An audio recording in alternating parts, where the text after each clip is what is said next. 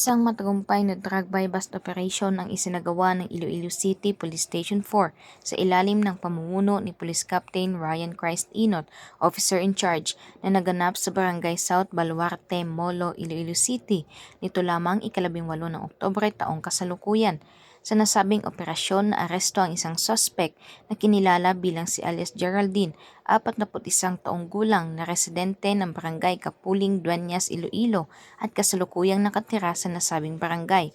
Nakumpiska sa kanya ang 11 piraso ng heat-sealed transparent plastic sachet ng suspected shabu na may kabuang timbang na humigit kumulang 100 gramo. Ang halaga ng mga iligal na droga ay umabot sa tinatayang 680,000 pesos batay sa standard drug price. Bukod dito, nakuha rin sa suspect ang 12,000 pesos na ginamit bilang buy-bust money at isang plastic sachet na ginamit sa operasyon kasama na ang iba pang mga non-drug items. Samantala, nakatakas ang itinuturing na high-value individual na si alias Ramil na live-in partner ng nahuling suspect.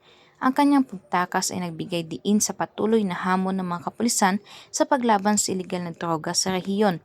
Himas rehas na ngayon ang nahuling suspetsado sa impila ng Iloilo City Police Station 4 at haharapin nito ang kasong may paglabag sa Republic Act 9165 o ang Comprehensive Dangerous Drugs Act of 2002. Ang operasyon na ito ay bahagi ng mas malawak na kampanya ng pulisya laban sa iligal na droga na layuning mapanatili ang kaligtasan ng mga komunidad sa Iloilo City. Patuloy ang Iloilo City PNP sa kanilang pagtugis sa mga suspect at sa pagbuo ng mga hakbang upang masugpo ang problema ng iligal na droga sa lugar. Mula dito sa Police Regional Office 6, ako ang inyong Police News Network Correspondent, Patrolwoman Glidel Astrologo, alagad ng batas, tagataguyod ng Balitang Pulis.